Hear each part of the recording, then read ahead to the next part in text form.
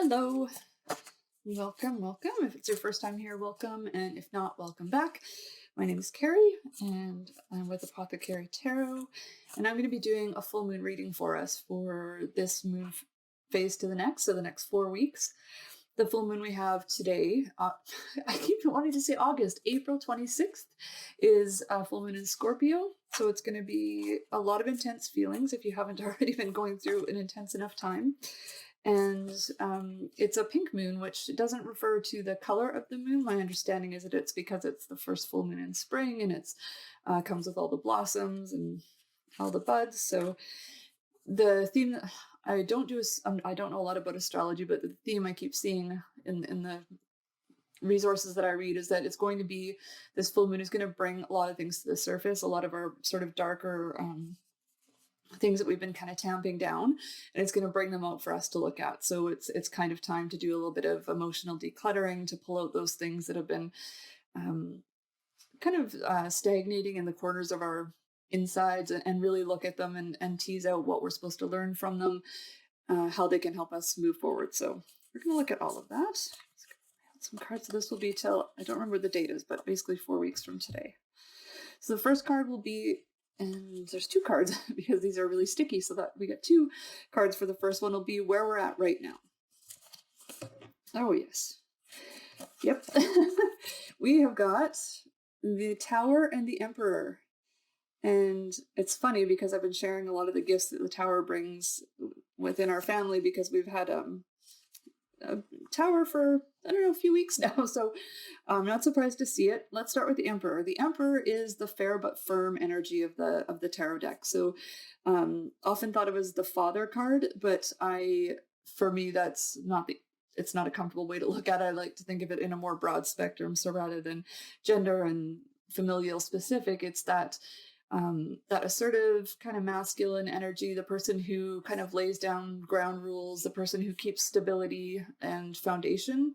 And then, I mean, I won't say it's funny, but right beside it, we've got the Tower, which is the absolute opposite of that. The Tower is an energy that comes in and just, it's kind of upheaval. It destabilizes us. It calls everything we thought we knew into question. And it shows us, it breaks down anything that was built on an unsound foundation. So it's usually something we don't see coming. And it really does shake up kind of everything around you. My friend Vanessa from Dark Hearts Healing Arts brought up the question when we were talking about these themes about how you feel about disruption. Because really disruption is a gift in so many ways, because we have a tendency as humans to try and stay where we're safe and to stay with what we know. And in that way, we don't grow, we don't really expand, we don't evolve. We can really have a tendency to stay attached to these things that we think we know. So something that comes along and kind of shatters what we thought were absolute truths, even though it doesn't feel like a gift in the moment, and it can take some time before you see that, on reflection, there's usually a lot of things you can think, well, if that hadn't happened, then A, B, and C wouldn't have happened. So the Tower has become one of my favorite cards in many ways, because the thought of putting all this effort and energy and emotion into building something without realizing that it was never going to last, you know?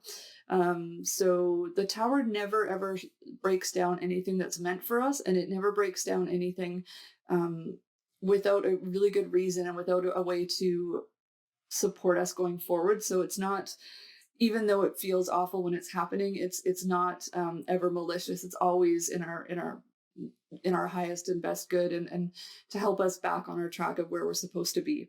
So it's interesting because those 2 cards were literally stuck together, and I think it's that idea that, like, breaking down the things that we thought were where our stability was, showing us our true foundation, and then really rebuilding with that Emperor energy, with, you know, perhaps a more practical, pragmatic look at things, where we might have been a little bit starry-eyed before, or like maybe even ignoring things that we kind of suspected were an issue because we really wanted something to work. So we're off to an intense start, and that's okay. Next, we're going to have something to let go of. So as we move forward, this is an energy we want to be releasing this month. Okay, 5 of Pentacles. Sorry about the glare. Um, so Five of Pentacles is, it's actually a really interesting card, and I'll try to bring out the main points because I've spent a lot of time with this card. Traditionally, it's known as a card of, poverty and lack and loss and that kind of thing. What I've come to consider with this card is it can have to do with how we view scarcity, like what for some families, uh what's a good way to say this? It's all a matter of perspective. So what is scarcity to one person might be abundance to another. So it is a matter of perspective. So it's that asking us what we need to feel secure. Pentacles are earth energy. They're all about our bodies, our finances, sometimes our home, everything in our practical realm that we deal with usually on a day-to-day basis.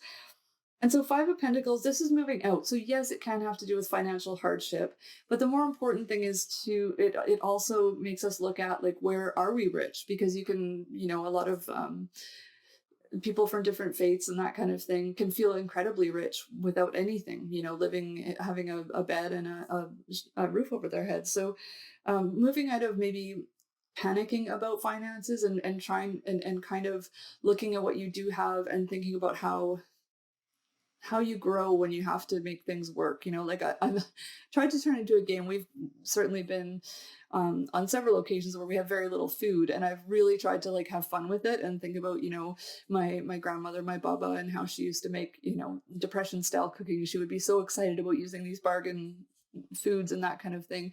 So I think that kind of mentality, just bringing into it that it's not going to last. The only thing we know for sure is that things are going to change. So letting go of that attachment to what we don't have and really looking at what we do have. We've got extra cards all over the place. This is really sticky deck, so you're getting tons of bonus cards, and it also probably means we have a lot of messages this month, which is fine.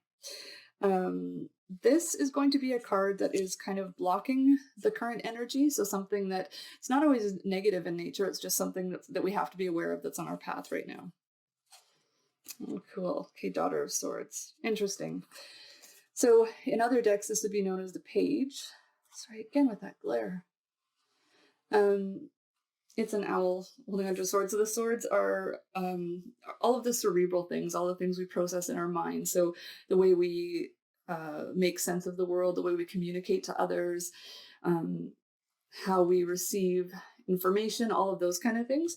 And so with the Pages, or in this case, the Daughter of Swords, it's I think being in a block position, it's probably something to do with us being kind of forced to to think in a new way. So if this was in a more positive position, it would say that you are already having that you've got this new idea and you're thinking, okay, this is not, going back to that tower, things aren't turning out the way I thought, but that's okay. I'm going to start thinking about a new way to move through life, or, that kind of inspired, almost like childlike curiosity. And so the blockage could even mean that we are going to be called to think that way, but we're just not there yet. It might also suggest a little bit of naivety. So just be cautious of anywhere that you feel like something's too good to be true, or anywhere that something in your, it looks good and you're excited about it, but something in your gut says something's off. So there's just something to do with a new way of thinking, whether it's through caution or through inspiration once we've kind of moved through this tower energy. And then the energy around that right now. So I always, this position I always think of as like a donut of energy that's around us. If we're in the tower and the Emperor right now, then this is kind of a circle around us. Oh, nice. Okay. We've got 10 of Cups. Oh boy, you really can't. You know what? I'll post a photo somehow for anyone who's seen this on YouTube. I should be able to put a link, and then you'll be able to see the colors in the photos because they're really quite stunning. 10 of Cups is full gratitude. So this makes sense if we're moving out of a place of paying attention to what we don't have. 10 of Cups is all about feeling everything we do have. It's a much more fluid. I mean, cups are water, there are emotions, there are love, nostalgia, relationships, things that we kind of feel in our heart space, that kind of, it can be a bit of longing. And the 10 is a completion of a chapter. So the 10 is saying, we're really able to just look at what we've gathered, to really enjoy. We're kind of shifting the focus from material things more to emotional things, and that's often what you can do when things are really trying to say, okay, but where is my chosen family? Where are the things I love most? It could be your garden, it could be your pets, it could be things you love doing, things that make you, excited, and you can kind of get that butterfly feeling in your stomach. And so this time we're in right now should be a time of, we'll probably feel that quite naturally. We won't have to, sometimes you have to really look to find the gratitude in things. This to me says that it'll kind of be around us, it'll make itself present. So watching for that. I think that's all I wanted to say about that. Yeah, just gratitude and love, and just also like letting it in, like with the 10 of cups too. Yeah, just opening yourself to it, like in one of the an organization I used to work with, I don't remember what they called it, but everyone would take a turn and sit in the middle of this circle, and everyone would just speak one at a time words that they thought of when they thought of this person. It could be like loving, kind, and articulate, whatever it is they associated with you. And I remember when it was my turn, I just wanted to like burrow into I was so embarrassed and just felt like so overwhelmed by all these wonderful words. And I've done a lot of work since then. So it's kind of that openness to being able to receive all that love from around you as well. Because sometimes if are going through a period of self-doubt, or we have some, anything where we feel like we don't necessarily deserve that love, when we all absolutely deserve all the love that we can hold. So yeah. Next is going to be incoming energy. So this isn't like a prediction. It's more like something we can think about as we move from this 10 of Cups energy into the next few weeks before the next full moon. Oh, Mother of Cups. Nice. So this in other decks would be the Queen of Cups. And it's really neat after the 10 of Cups, because the queens all nurture and embody their suit. So this is an energy of just complete, literally what I was just saying in the 10 of Cups, like that ability to receive, that ability to be open and just open-hearted without fear. Yes, we can get hurt when we open ourselves up and we consider possibilities, and we allow people to get close to us, and we allow people to get to know us. But the opposite of that is just being shut down all the time and never being open to a new relationship, whether that's a friendship or someone who's going to be a chosen family member, anything like that. So the Mother of Cups shows us how to nurture that within ourselves. And then the more we allow ourselves to be filled up, the more we can share that with other people, the more we can, we have so much love and gratitude inside of us that we have more to give. And so it'll be a period of really feeling held, I think, like even when we're messy and, like I said, with this full moon, we might be looking at a lot of old wounds and old things that we've been carrying around for too long. And the Mother of Cups just comes in and she just holds us, and she just lets all of that, rather than trying to push it. I think as humans, we often try to like push it away from us when it feels uncomfortable. And Mother of Cups just tells us, just let it in, like just whether it's wonderful and it's love from around you, or whether it's something coming up that really hurts, just letting it move through you. And then you tend to get on the other side of it a lot faster if you're not trying to, put friction up against it. So there's that. There's something else I was going to say about that, and now it's gone. All right. Well, the next card is our meditation card. I'll see if it comes back to me. I noticed that I was joking with my husband that I think that's where we're at now, is just that constant going to get something or walking into a room and just having no idea why you're there. Sentences that you start and then have no idea what you're about to say. It's going to be a long haul. All right, meditation card. So this is a card that is just kind of something to keep close to your chest out of all of these. And it's interesting. I have never had the Two of Wands reversed before. Oh my goodness, I wish I could. There, you can see it at that angle a little bit. I've been doing a lot of work with the Two and Three of Wands because they're two cards that look quite similar. And the Two of Wands is essentially, when it's upright, wands are fire energy. There are, the things we're passionate about, the things that we really care about, creativity, although I know that word sometimes gets people's hackles up because they think, well, I'm not creative, this doesn't apply. Creativity is just literally having an idea and making it happen. So when we make lunch, we're being creative. When we put on our outfits, we're being creative. When we have conversations, like everything we do that we're kind of bringing into the world is creative. The Two of Wands really has to do with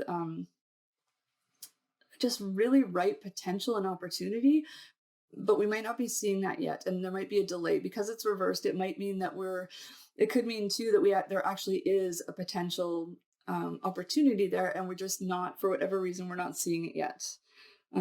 Usually you see a figure holding like the world in their hand, and they're, kind of pondering. The two wands are sometimes stuck in the ground, almost like a doorway they're about to step through. What my gut says is that it's just not time yet. Like there's something, as we go through all these challenging emotions, as we look at all those parts of ourselves that are not particularly fun to look at, and learn to embrace them, and be willing to let people hold you when they have it to offer. That's, if they don't, you can ask first for consent and say, do you have, I'm feeling pretty overwhelmed, do you have a bit of time for me to share? And then that gives them an opportunity to say, I'd love to, but I can't, right now I feel like I've got enough. Or they might say, yeah, absolutely, like let's have a conversation. Once we can move through all that, I think that we're going to feel that inspiration come back, like that. And it might have to do with that Daughter of Swords, where I mentioned that kind of childlike enthusiasm and new ideas. So this fire that happens with the Two of Wands is probably just waiting until we do this work. Like there's probably something really cool that we can embark on, whether it's in our vocation or whether it's in our, our own lives, something we wanted to start, a project, something we're ready to put energy into.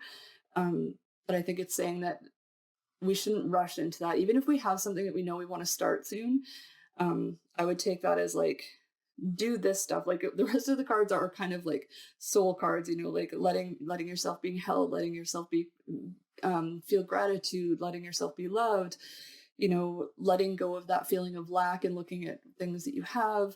These are all big concepts. Like those are all, and also starting off with the Tower and that kind of thing. So I think there's something waiting for us. So I guess just don't be, or I would suggest not to feel too impatient about it, that it's something that is waiting for us. And I tend to be a really impatient person. So as you can probably tell by how quickly I speak, so I have to often remind myself, if it's meant for me, it's not going anywhere. So that you can't completely avoid something that's really meant for you. It'll just keep coming back. So if this opportunity that you were hoping was going to be, fairly soon, is not presenting itself, or it doesn't feel like a good fit yet, it's gonna wait. Like it is there for us. So so just keep that in mind. Like if you have something you're wanting to start, you may find yourself without a lot of energy for it over the next few weeks, as all of these kind of big emotions and new themes in your life play out. And then once you shed that, you can feel so much lighter. I mean, the days are only going to get longer from here in our continent anyway, or our area. And so, we'll have more energy naturally as the sun stays out till almost 10 o'clock and that kind of thing. So it'll come together. Just don't be impatient with whatever healing needs to happen this month. And find your stability wherever it is. Like if you've got that Tower energy happening for you, I know we certainly have in our family, look for where you can feel supported. If it's not situational, then do whatever it takes that you need to kind of get your footing again. And just keep coming back to that. Keep coming back to how you can feel at home in your body again. That can be really tricky for a lot of us. I read an article, if I can remember where it was, I'll share it. And it was this person saying that what they like to do when there's these moons that have a lot of this stuff that you want to let go of is just laying on your back in the earth, like laying literally on the ground and just imagining the earth like absorbing whatever you're letting go of, because they have that limitless capacity to hold for us. So any kind of activity like that that's grounding for you, that kind of releases some of that tension, would be helpful. And then at the end of it, there's going to be something that we'll start to feel our inspiration come back. We'll feel a little more energetic. We just can't rush it. I think that's it. We have a little bit from every suit. We've got major arcana, so it's a lot going on. It's a busy month as far as processing, but it's also I kind of feel like it's like ripping the Band-Aid off. Like this month we're going to get a lot of work done in a short period of time, which can be a bit tiring. So just care for yourself. So thank you. I hope that was helpful. It was for me for sure. And I look forward to seeing you next month at the next full moon. And if you're getting this, you've probably already subscribed. So there might be a couple of newsletters coming in between there. But I hope you're well, and please be safe and be kind. And I will see you next time.